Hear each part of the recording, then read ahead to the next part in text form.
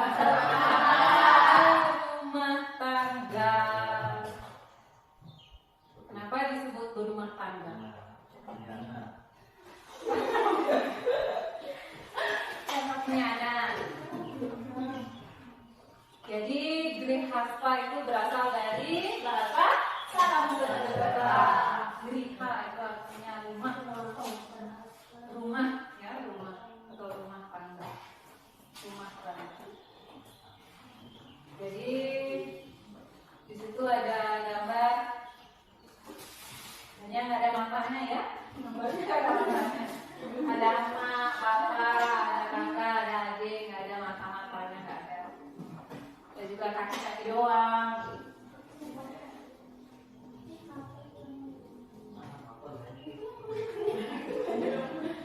Jadi grihastha di sini penting. Masa berumah tangga, dalam berumah tangga itu ada kewajiban yang harus dipenuhi. Kenapa orang itu berumah tangga? Yang pertama untuk melanjutkan keturunan. Kemudian yang kedua membina rumah tangga. Yang ketiga berzakat. Yang keempat melaksanakannya. Jadi di dalam grihastha, harta dan kama itu menduduki tujuan utama dengan berlandaskan dharma. Jadi harta, kama, dharma, harta, kama, moksa itu masuk di catur purusa harta, 4 tujuan kehidupan. Jadi hubungannya catur purusa apa dengan catur asrama seperti ini ya.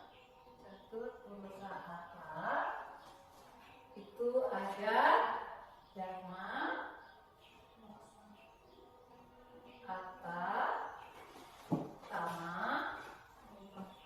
moksa. Jadi dharma berdasarkan dharma. Dharma ini berdasarkan dharma kalau hubungannya dengan catur asrama di sini adalah brahmacari. Brahmacari. Kemudian harta dan kama di sini adalah grihastha. Harta, apa artinya harta? Apa itu harta? Jadi duit. Kama, apa kama? Nafsu, keinginan, kama.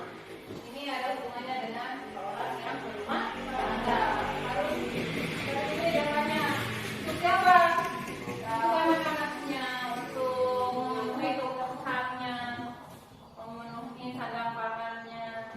Jadi kalau seorang itu sudah menempuh jalan grihastha,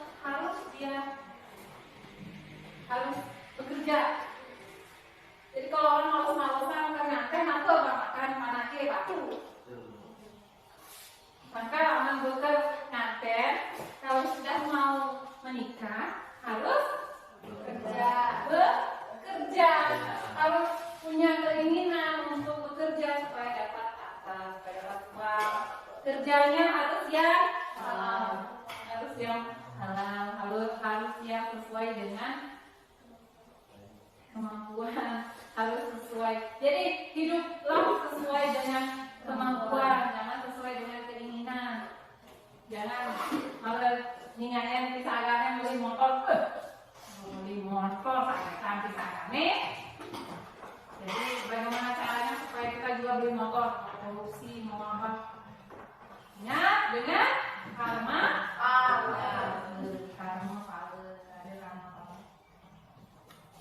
Kemudian moksa, grihastha. Jadi yang moksa ini ada hubungannya dengan wanaprastha dan ya.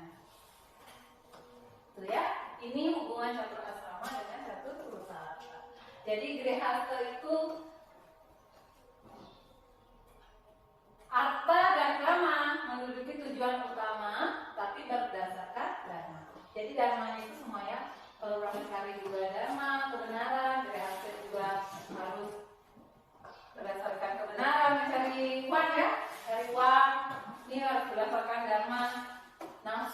juga harus berdasarkan kebenaran.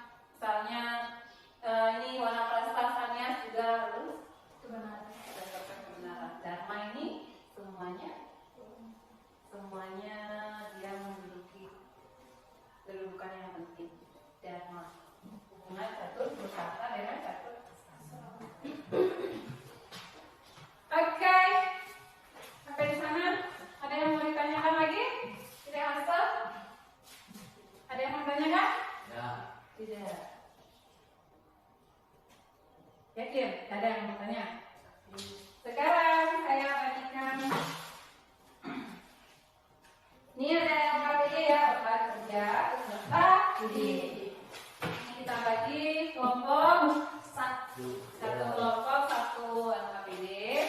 Silakan sekarang kita mulai dibuka LKPD-nya. Baiklah, jadi pembelajarannya sampai di fase. Sekarang kita akan mulai lihat kegiatan belajar siswa.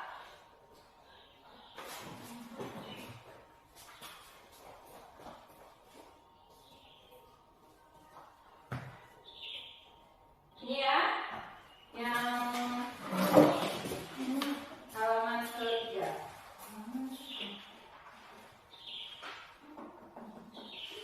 Esa, ada apa, Nak? Kegiatan siswa. Jadi buatlah kelompok terdiri dari 3 siswa, sudah ya. Kemudian amati gambar berikut. Pilihlah satu teman kelompokmu untuk menjelaskan hasil diskusi kelompok kepada kelompok lain yang mengunjungi kelompokmu. Sementara itu, teman-teman sekelompokmu yang lain berpencar mengunjungi kelompok lain untuk memperoleh hasil diskusi kelompok mereka. Jadi silakan kalian berpencar, amati gambarnya itu. Kita lihat gambar yang pertama apa, kamu sebutkan kepada kelompok yang lain. Silakan berpencar. Bencar kamu jelaskan, ini apa, ini apa, ini apa. Gambar yang pertama nomor 1.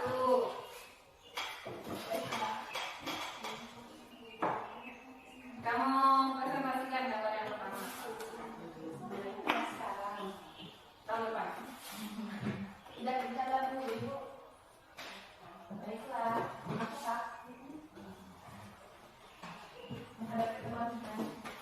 Baiklah.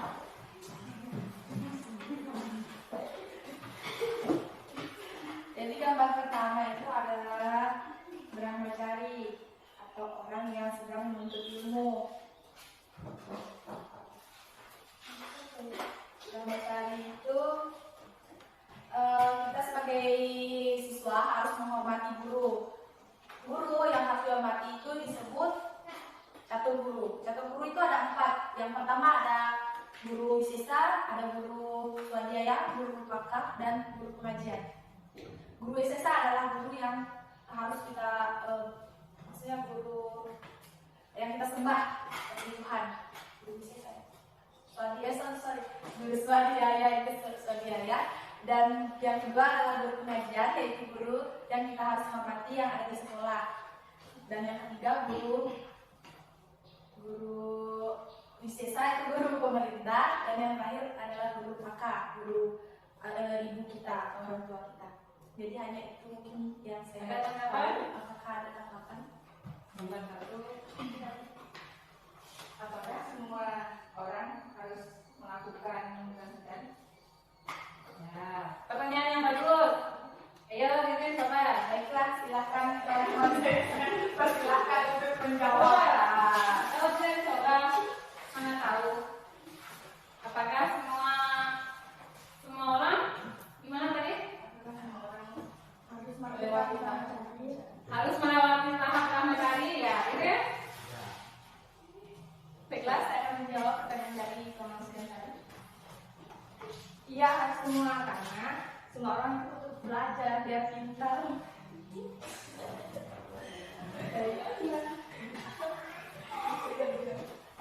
Kelompok 3 ada jawaban nggak? Kita coba. Tadi bilang tidak, kenapa? Kalau kita brahmacari, kenapa? Belajar. Kok nggak belajar? Gimana ceritanya nggak belajar?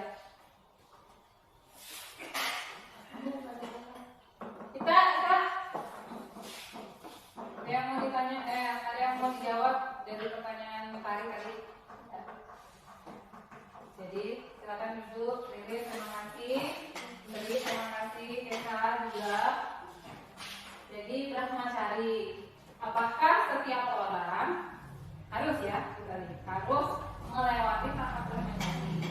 Jadi jawabannya ya. Karena apa?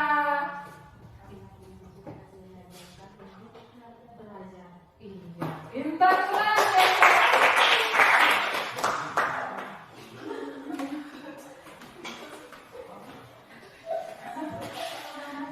Jangan marah-marah kita.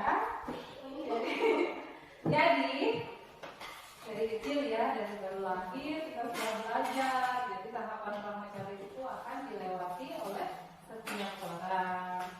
Kecuali baru lahir dia sudah umur pendek dia udah meninggal ya tidak sempat ya untuk fermentasi. Kita belajar bukan berarti di sekolah secara formal, belajar itu ada informal, ada non formal. Kursus juga disebut belajar. Kemudian di rumah apa saja, belajar menari, belajar menggambel, belajar apa lagi? Menghidung, belajar mencintai ya. Asik. Itu disebut belajar. Kalau dari kecil tadi saya sudah sebutkan ada yang belajar menangis, belajar ketawa, diajarin. Anakku, tepuk tangan ya. Dari kecil kita sudah belajar. Jadi semua orang akan melewati fase belajar. Kayak gitu, kelompok dua kelompok saja. Silakan berdiri, sebutkan itu. Gambar yang kedua itu sebut gambar apa, kemudian seperti apa kewajibannya. Yang lain yang kita tanggapi ya. Dari saya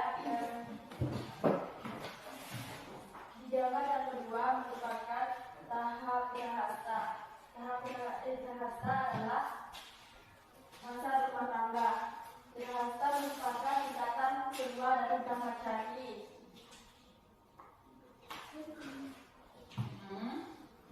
Apa kewajibannya seorang prahasta? Prahasta kewajibannya mempunyai keturunan, melanjutkan keturunan, bermasyarakat, mewujudkan pancayanya, melaksanakan pancayanya, melanjutkan Ya. pembinaan rumah tangga. Ayo, udah kabur ya? Kelihatan yang nomor 2 yuk. Pembinaan rumah tangga. Pembinaan rumah tangga. Ada sedikitnya. Tapi nggak kabur kan? Banyakkan gadget tuh yuk. Kamu main gadget jangan sambil tidur lah. Kasihan matanya. Kasihan matanya. Kalau aku mau main gadget. Oke, ada yang mau ditanggapi dari kelompok 2? Dari pertanyaan saya, kita kewajiban dalam hidup rumah tangga tidak dipenuhi, apa yang akan terjadi? Mereka akan jawab. Kalau kewajiban rumah tangga tidak dipenuhi, apa yang akan terjadi, Kesa? Apa, Kesa? Apa? Coba berpendapat. Desa? Masih keras? Hari? Apa yang terjadi jika kewajiban dalam hidup rumah tangga tidak dipenuhi? Tidak dipenuhi. Tidak dipenuhi kewajibannya.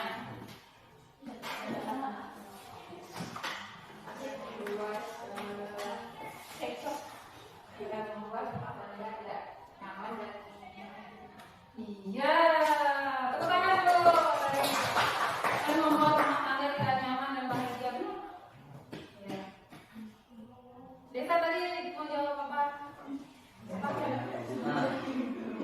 Misalnya melanjutkan keturunan. Jadi kayak gini ya, orang bekerja dari orang menikah itu adalah mendapatkan keturunan yang pertama ya, melanjutkan keturunannya. Tapi tidak semua orang seberuntung itu, kan? Karena itu tergantung dari karma yang sudah kita jalani. Ada beberapa keluarga yang tidak mendapatkan keturunan. Itu akan berpengaruh kepada keharmonisan keluarga. Sudah pasti ya. Apa yang harus dilakukan kalau seperti itu? Harus oke, sekarang harus apa? Harus sabar. Harus itu kamu terima dengan lapang dada, dengan syukur, dengan penuh rasa syukur. Misalnya suaminya harus selalu mensupport istrinya juga, karena tidak sesuatu hal itu tidak mungkin terjadi hanya secara kebetulan gitu misalnya. Bahkan rumput, daun yang jatuh dari jahatannya itu semuanya karena karma. Rumput yang bergoyang, kena angin, semuanya berdasarkan karma. Apalagi kehidupan yang besar, dia tidak bisa melanjutkan keturunan. Ada beberapa yang tidak seberuntung keluarga yang lain mendapatkan keturunan.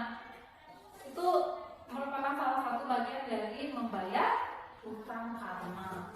Kita kan nggak tahu apa karma yang sudah dilakukan di kehidupan yang terdahulu, maka harus dibayar di kehidupan yang sekarang, kayak gitu ya. Maka yang perlu dilakukan adalah meningkatkan kualitas kita, sadar pada Tuhan, lalu bersyukurlah pada Tuhan. Kemudian berusaha misalnya ke dokter atau apa lagi, misalnya adopsi anak dari siapa gitu ya. Ada beberapa yang seperti itu, supaya bisa melanjutkan keturunan. Tapi berdoa ya. Apa sih yang Tuhan nggak bisa? Kalau Tuhan inginkan kita yang keluarga, punya anak, makanya harus lebih banyak bersyukur, berdoa. Itu berpengaruh kepada keharmonisan, kebahagiaan, kewajiban. Kalau tidak bisa membina rumah tangga, apa yang terjadi? Tidak bisa membina rumah tangga. Karena kewajiban suami istri membina rumah tangga. Kalau nggak bisa, tidak membina rumah tangga, jadi apa jadinya?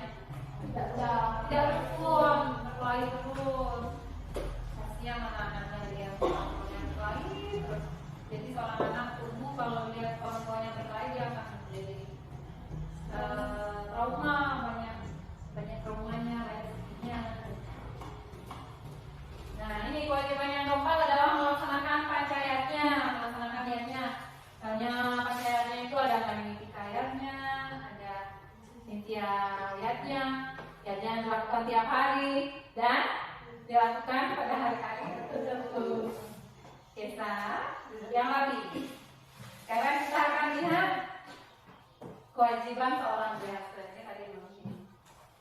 Kewajiban suami. Nah, ini kisah nanti kalau jadi suami ini kewajibannya melindungi istri dan anak-anaknya, ya. Kemudian menugaskan istri untuk mengurus rumah tangga yang pertama, tugasnya istri. Kemudian menjamin hidup dan memberi nafkah, tugasnya suami memberi nafkah duit ya, lahir dan batin. Kemudian memelihara hubungan kesucian dengan istri, saling percaya dan memupuk cinta. Nah, ini yang susah ya. Kalau sudah berbicara cinta semuanya berseri-seri mukanya. Apalagi yang mana? Kalau sudah berbicara masalah cinta, berseri-seri mukanya cinta. Yang susah itu adalah memupuk cinta. Kalau membuat orang jatuh cinta itu gampang. Kenapa disebut jatuh cinta? Jatuh itu sakit ya? Jatuh cinta sakit sebenarnya itu, tapi kamu nggak lihat sakitnya. Yang kamu lihat bahagianya, jatuh selesai dunia milik kita berdua, ya hanya ngontrak kayaknya puas yang lainnya. Pokoknya nggak peduli timpal di samping.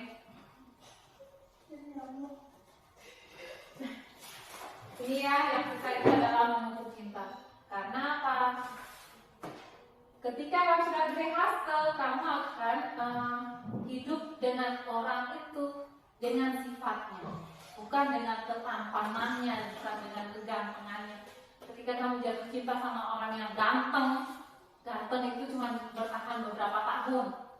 Sama orang yang cantik hanya bertahan beberapa tahun, selesai nganten, ngolah panas,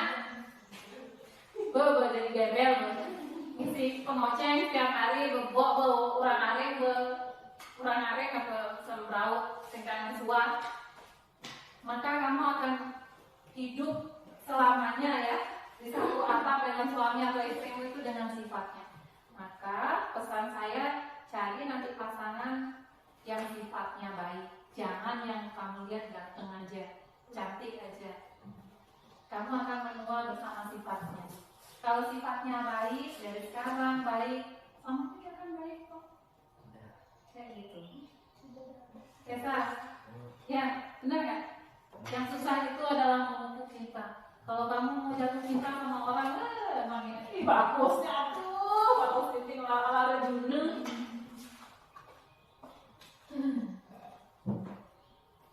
Tapi kalau kamu punya pasangan ganteng, susah ya. Susahnya kenapa? Banyak suka. Banyak yang suka. Ya benar. Cemburu. Aduh, sakit hati lah deh. Berat sakit hati lah deh. Mau disimpan di tengah kamar terus tinggal lagi oleh pesu. Udah nemenin. Makanya cari orang yang biasa-biasa deh. Yang sifat. Kalau sudah jodoh, tak. Kalau sudah jodoh nggak apa-apa. Jodoh itu bium goreng loh.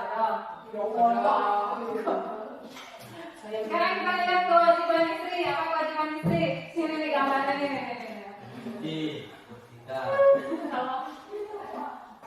Kewajiban istri. Setiap keputusan harus bermusyawarah. Ada yang mau rumah tangga, ekonomis, gelis, apalagi praktis, semua yang bisnis itu kemudian setia, gitu. Jujur, pandai meladeni suami. Jadi kalau suaminya baru datang dari kerja, jangan dikasih muka cemberut. Dari mana itu masakannya begini? Diambilin lah apanya, aritnya kayak campurnya. Siapa tahu? Atau diambilin laptopnya.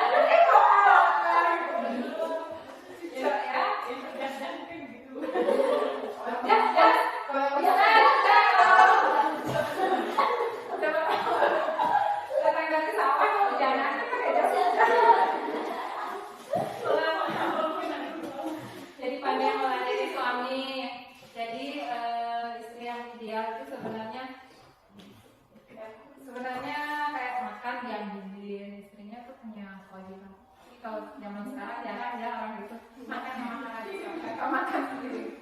Yang idealnya suami itu makan dulu. Jadi setelah suami makan dia kenyang dulu, dia marah dulu, dia nggak merubah baru istrinya bisa makan. Kayak gitu kehidupan di zaman sekarang. Jadi istri itu nggak boleh makan dulu sebelum. Kalau zaman sekarang masih ada yang seperti itu? Masih, tapi tidak semua saya begitu. Itu ya. Kemudian menjaga pikiran, perkataan dan perbuatan. Pikiran, perkataan dan perbuatan selalu di Kami juga itu ya kewajiban pilihan itu tadi. Dua yang sudah kita bahas. Yang pertama biasa, yang kedua yang pertama brahmacari, yang kedua sampai sana yang ditanyakan? Tidak. Jadi kalau sudah tidak ada pertanyaan, kita akan simpulkan pelajaran kita hari ini. Kita akan simpulkan sama-sama. Kesa, apa itu caturasana, Kesa?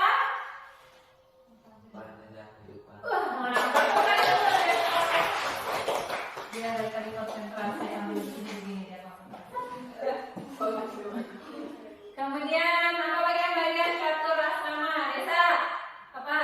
Bagian brahmacari, Yuli, komen, Wanaprasthaita, Tari, apa itu brahmacari? Masa apa? Pelajar, masa menuntut ilmu. Grihasta apa tadi? Ayo, masa berumah tangga. Ririn, Wanaprastha? Kanias apa sih? Kanias? Sudah.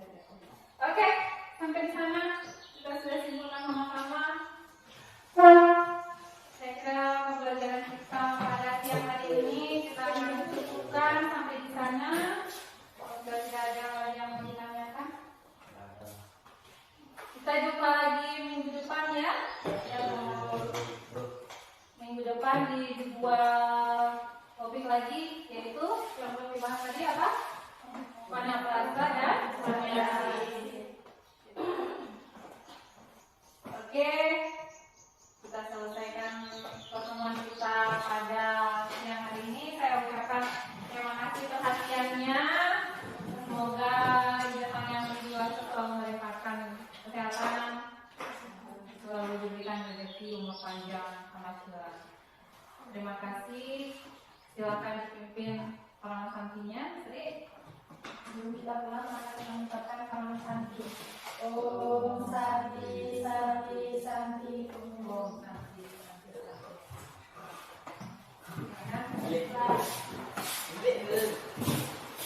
Hati-hati di jalan ya. Enggak, Bu.